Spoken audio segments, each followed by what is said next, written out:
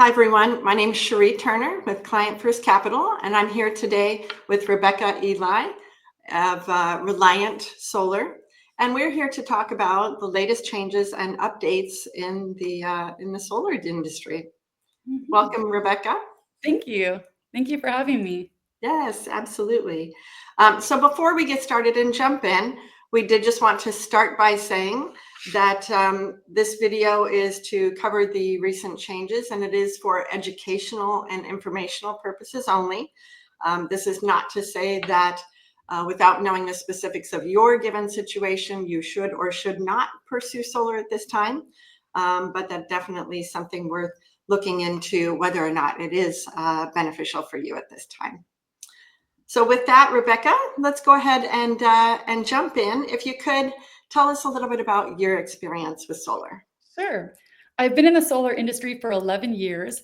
I've helped nearly 1,500 families switch to solar. So I've seen it all, the good, the bad, good companies, not so organized companies, happy customers, unhappy customers. So I consider myself an expert at helping to guide homeowners. With that being said, I'm not a typical solar person in the sense that I'm not pushing a sale. I own my own company. I don't have a quota. My goal really is to deliver honest information.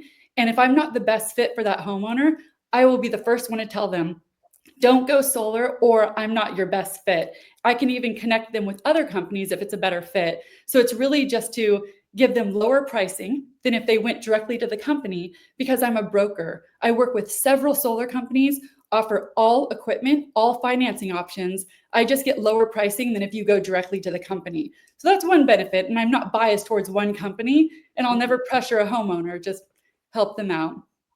Gotcha. And so kind of tell me a little bit about why would solar matter for a financial advisor, and why is it important for my clients to be informed around this? Yes. So two things. Solar is a financial plan. Solar is saving money. So that goes hand in hand with helping a client to save money, as well as future savings. What I like to tell financial advisors, let's just say, for example, a homeowner is paying an average of $600 a month to SDG&E. For example, you can say, hey, Mr. and Mrs. Homeowner, why don't you continue paying $600 because you're used to that? But now you only need to allot $380 or so for your electricity, and the remaining $220 you can put into a retirement fund, or you can put towards your children's education. So you're still paying that same amount, but you're reallocating it in a smarter way. So that would be one thing. Or even if they didn't reallot the amount, if they're just saving money, that's still a financial gain. I like to share this example as to why to go solar. Firstly, we have the highest utility rates in the entire country. We beat Hawaii. San Diego officially has the highest rates in the country. So in comparison, solar is cheaper, solar makes sense. Plus we have sun year round. Not all roofs qualify. It doesn't make sense for all homeowners. Some homeowners have too low of a bill. Sometimes they have too much shade on their roof, or they're about to move in 6 months and it wouldn't really make sense. So it's really not for everyone. But I like to give this example. Imagine you're renting an apartment for, let's just say, $2,500 a month. Although we both know in San Diego, it can be a lot more than that. Now, imagine your landlord comes to you and says, hey, Sherry, I just decided this morning, instead of $2,500 for rent, how would you feel if I charged you, $1,900 a month? You'd probably feel pretty good, right? Yeah, I feel pretty good, definitely. Yeah, so renting an apartment would be like what we're currently doing with SDG&E. We're renting electricity. We don't own that electricity. So for starters with solar, you'd say, hey, I feel pretty good. It's paying less. Now imagine that same landlord said, you know what, Sherry? For nothing out of pocket, not only would it be $19, you don't have to pay anything extra or additional, but that $1,900 is actually going to go towards ownership of this apartment. Now, how would you feel about that? Great. Yeah. Okay. Now, if he said on top of that, you'll get a 30% federal tax credit that you can keep. Pretty good. Why wouldn't you do that? So that's Absolutely. kind of an analogy I like to use as far as why solar makes sense. Absolutely. Very good example. And so can you give us just a quick overview of what solar looks like today versus what it was just a few years ago? Yes, it's very different. So I appreciate you asking. And it's a common misconception because when a lot of customers come to me, they assume it's the same as a few years ago. So they're making inaccurate comparisons. So currently, we're in net metering 3. So to backtrack and explain what that means, there are 4 net meterings in San Diego: net metering 1, 2, 3, and 4. Each net metering is less beneficial. Net metering simply means the relationship between the homeowner and the utility company. Okay. What I mean by relationship really addresses the credit system. So, for example, we're in net metering 3, less beneficial than net metering 2. We switched to net metering 3 on April 14th of 2023. Before this time, when we were in net metering 2, in terms of the relationship with the utility company, homeowners were getting a 1-to-1 credit from their solar. What that means is for every hour their solar system produced, it would go into the grid, accumulating credits. Then they would get to use that hour whenever they wanted. So it was a 1-to-1 credit. Their system would produce an hour and then they would get an hour. And it's more nuanced than that, of course. But now in net metering 3, SDG&E is giving a little bit less than 25% backing credits, forcing people, instead of using the grid as a battery, to actually buy batteries, or in some cases, rent batteries, making solar less economical. Mm. So because we have the highest utility rates in the country, more often than not, solar still makes sense. Okay. But even the billing, the way net metering 3 bills, now they true up. SDG&E trues up monthly, meaning if a homeowner uses more power one month, they have to owe SDG&E that difference. Versus in net metering 2, you'd have an annual true up. So there are a lot of little differences like that. And yes, sadly, it is less economical, but it still makes sense in most cases. And the benefit is now that homeowners have batteries, if the power goes out, they still have power. They have more control of their power. Right, right. That is definitely a good benefit. And so can you describe the solar incentives that have been available in recent years and why they've been such a big deal for homeowners? Sure. Well, the most known solar incentive is a 30% federal tax credit. Right. So let's just say you're purchasing the system, whether that be with cash or a loan. A loan is nothing out of pocket, so that adds appeal. If your solar system is $50,000, that includes batteries, installation, permitting.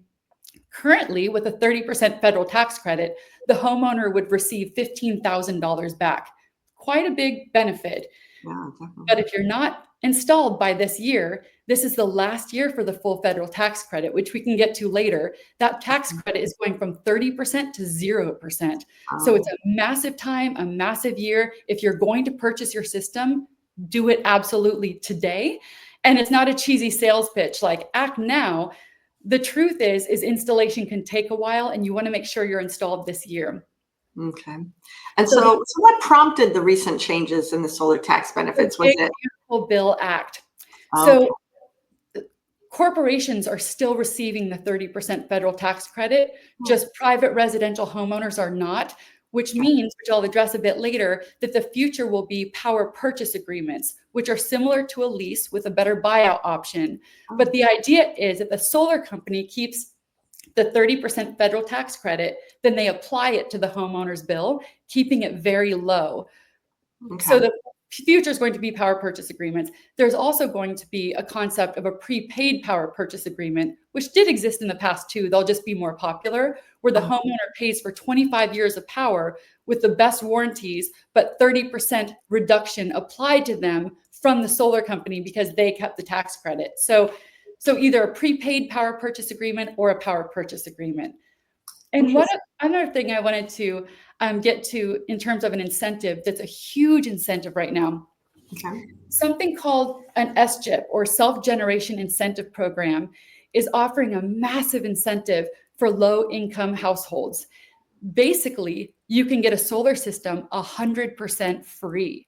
Now, it's not guaranteed to everybody. They do prove income, but basically this SGIP incentive backed by California is paying for 70% of the solar system, which includes installation, permitting, solar, batteries. Then on top of that, pardon me, the homeowner should receive a 30% federal tax credit. I always have people ask their accountant, not everybody is eligible for that 30%.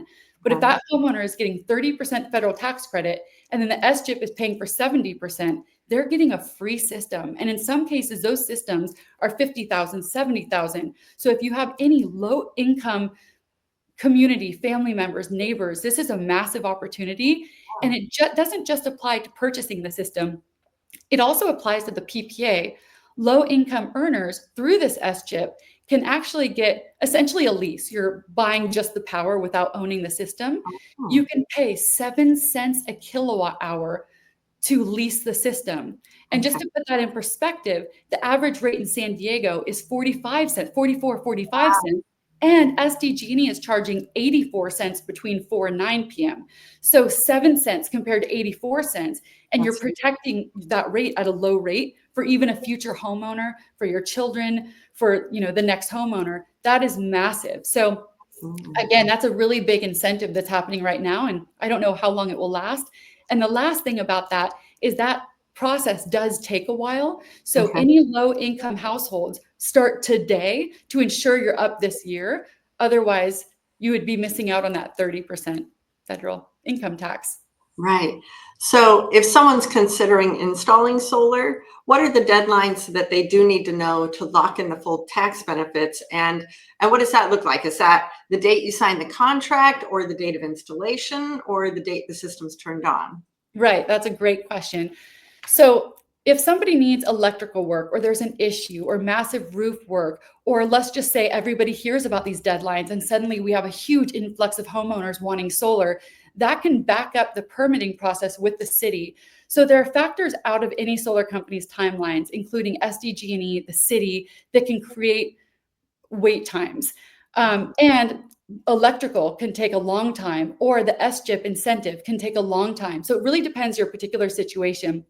Now, in terms of whether or not you need just the contract signed, we actually don't know that for sure yet, because when we switched to net metering 3 from net metering 2, there was talk that your system had to be turned on. And that's what the solar industry thought. That's what the solar industry knew. But because there was such a massive amount of people going, they actually changed it to, well, just submit some of the paperwork and then you're good. So the truth is, you should be turned on. You should be up and running. Right now, we want to think like that just to be safe. And an analogy I like to use, because sometimes I hear from customers, they'll sign up, say in November, and tell me, hurry, hurry, hurry, Rebecca. It doesn't work like that, because we're at the mercy of the city and SDG&E. Right. It would be the same thing as going to work in traffic and saying, traffic, you're really not being efficient or competent. Like, come on, which, I mean, you could argue that maybe that's true to a degree, but I mean, you should just leave earlier to work. And in this case, it's the same idea. Gotcha. And so from a financial standpoint, then, how should someone think about that return on investment for solar now that the incentives themselves are decreasing? So for simplicity's sake, I like to use the number $50,000. If somebody's getting a good size solar system, because again, my pricing is lower, if they're getting a high quality system and it's a big size system and they're getting batteries, let's just say 50,000. To keep it simple, whether it's cash or loan, they would get $15,000 back in federal tax credits versus $0 back if they go solar next year. $15,000, that's massive. And in terms of your return on investment, it depends what your current electricity bill is now. But basically, instead of maybe, let's just say, a 7-year return on investment, it might jump up to like a 12-year. Bottom line, it's missing out on $15,000.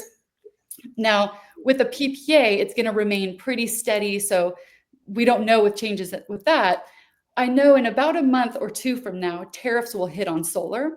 So that's going to also increase the cost. So bottom line, people are always telling me, oh, I'm going to finish renovating my kitchen, then I'll go solar. People don't understand that it takes, 10, 20 minutes to sign up. They forget the whole thing. We call you to install. Might as well get it started if it even makes sense for you, which it might not. Right.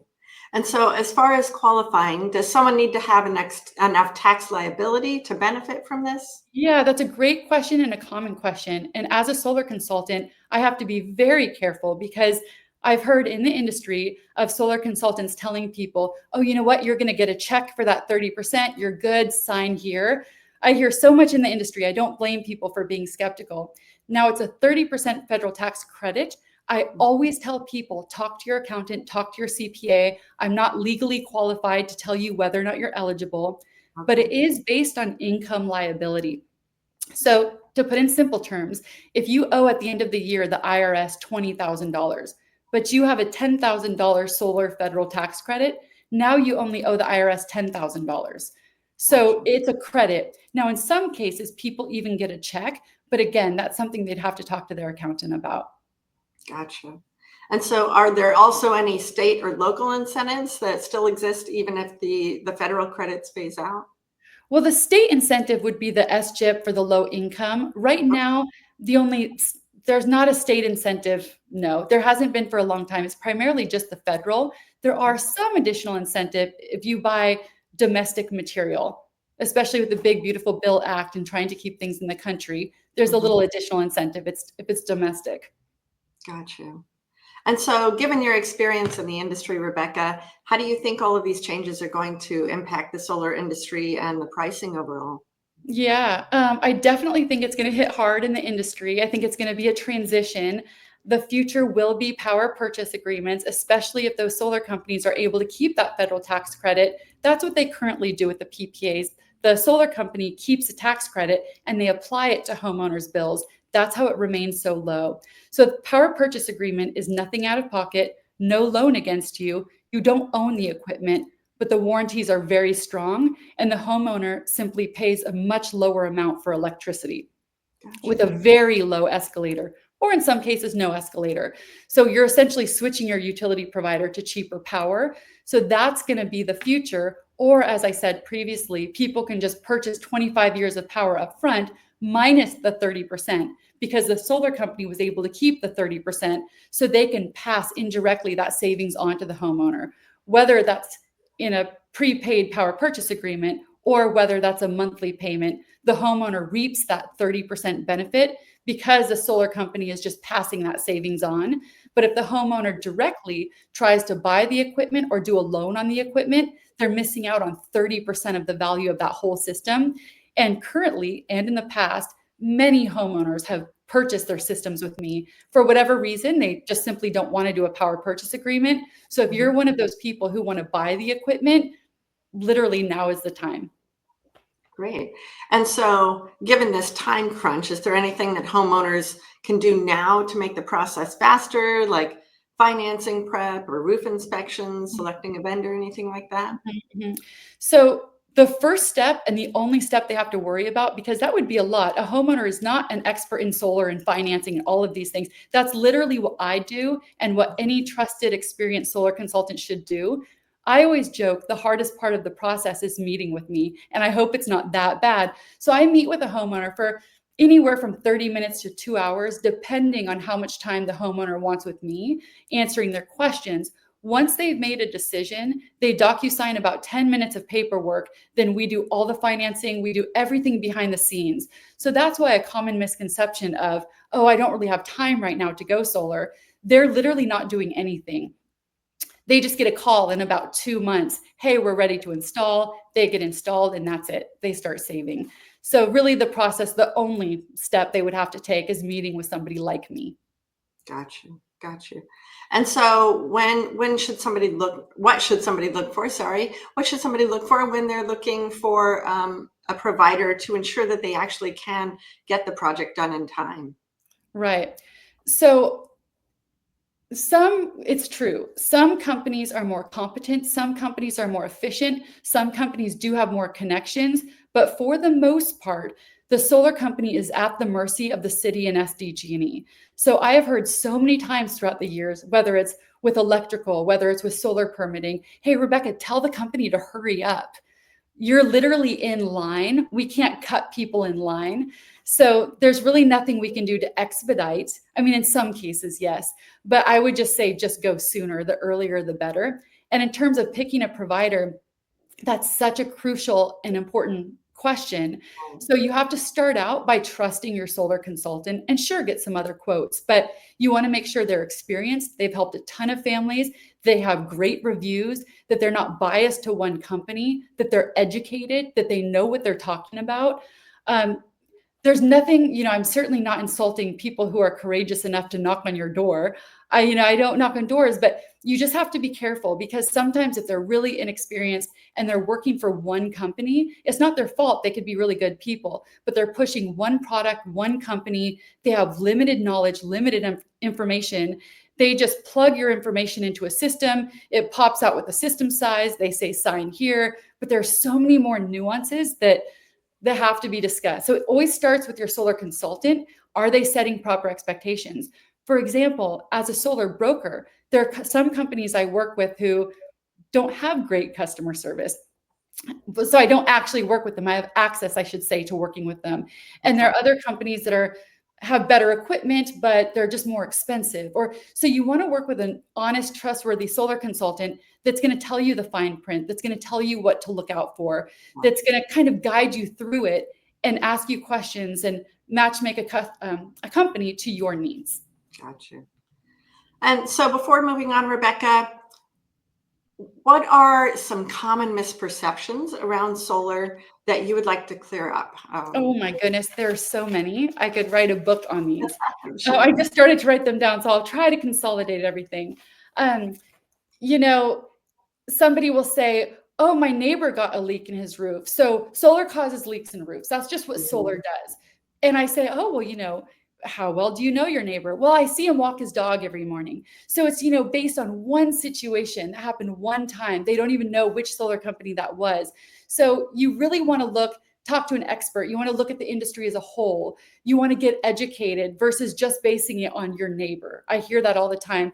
The next misconception I hear all the time, almost every other appointment I have, is, Rebecca, I want you to promise me I will never have another bill with SDG&E again. And one reason people say that or think that is because in net metering 2, that was a possibility. If I significantly oversize a system, in some cases, people would not have a bill. Now that we're in net metering 3, the billing is done very differently. There's about a $16 a month connection fee to be connected to the grid. And there are simply some months where you will have a bill. So it's about setting that expectation. Plus, if somebody uses more power than they've ever used, for example, or natural life variations, if we have a longer, hotter summer and somebody leaves their AC on and goes on a 2-week vacation, if they use more than their solar system produces, they need to owe that difference to SDG&E. And sometimes I get the phone call, I thought I would never have a bill again. But that's, sometimes people forget. Sometimes if they went solar like 3 years ago, and then I have them send me their new utility bill and see that they've used 4 times more power than they've ever used. And even as an educated solar consultant, it's not an exact science. Seasons change, personal habits change. That's why you want to work with somebody who can take a really solid, educated guess. And the last couple misconceptions, people say, I can't afford solar. Most people don't purchase their system outright. Very few people do, because possibly you could invest your money elsewhere. It might grow faster. Most people do PPAs or loans. Or they say, let's see. Here's a really big one. I give them a quote and they say, oh, Rebecca, the competitor is charging $1,000 less. And I say, okay, well, please send me that proposal. When I review it, no exaggeration, the system is nearly half the size of mine with extremely cheap equipment. I'm offering very high-end equipment. The production is like 40% less or 50% less than my production. They're offering cheaper batteries, faster degradation, an installer who's completely unknown. And so when you're looking, whether it's working with me or anybody, when you receive a proposal from a solar company, you don't want to just look at that number. What does that number mean? It would be like if I said, Sherry, I got this top for $20. And you said, well, I'm confused because I saw a similar collared shirt and it was $50. Well, what is the material? What's the brand? What store? There's so many variables. So that's a common misconception. Some people think solar doesn't make sense for them when it does. And I already mentioned they want the same program as their neighbor without even knowing their neighbor. And you could be in entirely different situations. So those are just some, but of course I could go on and on, but I think those are the big ones. Sounds great. So for someone on the fence today, who's really considering it, what's the strongest reason to act now before the end of the year deadline? Well, I would say jump on a 10-minute phone call with me, 20-minute, or not even me, a trusted solar consultant that has come highly recommended, great reviews, experience, because it actually might not make sense for you. But worst case scenario, you dedicate extremely little time to hearing, if we met and you sent me your most recent utility bill, I analyze your roof. I can analyze your home. I would ask you, do you plan on moving in a year? Do you plan on increasing your usage? I would be able to design a system from different companies with a power purchase agreement, a loan, and a cash purchase. And I would say, Sherry, it makes sense for you. Or Sherry, don't bother. Let's grab coffee someday. It just doesn't make sense for you. But if I say, you know what, I see that it makes sense for you, I keep it very simple. Hey, I can reduce your bill by 30% or 40%, or hey, I can lock you at this rate, or hey, you're eligible for this incentive. I think we should have a little more of a conversation. And that little more of a conversation is still like 45 minutes. Once something makes sense for you, I provide the information on the company. We kind of do a quick run over the contract. I let you sit with it. I never rush anybody to sign up. Once it makes sense, you DocuSign some paperwork and you're good. But my biggest recommendation is just get the information from somebody trustworthy, not somebody trying to sell you the solar system, but get the information. It either makes sense or it doesn't. If it doesn't, you did your homework. You're done. You're good. But if it makes sense, like just get that. I know it's kind of tedious to some people who want to be at the beach with their kids or something, but it's a little bit of time that can save you a lot of money. Absolutely. And getting it done behind you, then that savings just continues on. You get out of the way. Yes. Exactly. You check it off your list. So Rebecca, where can listeners go to learn more or to see about getting a quote about solar if it makes sense for them? Sure. Well, my phone number, they can always call or text, that personal touch, is 858-900-1618. My website is Reliant with a Y. It's a play on my last name. It's actually pronounced Ely, which is a little odd. Nobody ever says that. So it's Reliant, RELYANT. So reliantsolar.com, or my email is Rebecca, REBECCA, @reliantsolar.com. And I'm very quick to respond. And yeah, I'm happy to help if I can. Great. Well, Rebecca, thank you so much for being here today and really clarifying the changes going on in the industry and kind of the time crunch that people are under, if this seems like something that they want to do. And thank you to everyone for joining us. And if you enjoyed this video, please like and subscribe. That helps us with the algorithm and to get people to continue to watch our videos. Thank you, Rebecca, any closing thoughts today? Any final thoughts for if you live in San Diego with the highest utility rates in the country, just look into it. Yeah, that's about it. And I really appreciate all of your time. And I'm always happy to just answer questions. Even if you don't work with me, I would love to be a resource. Thank you, Rebecca. Thank you.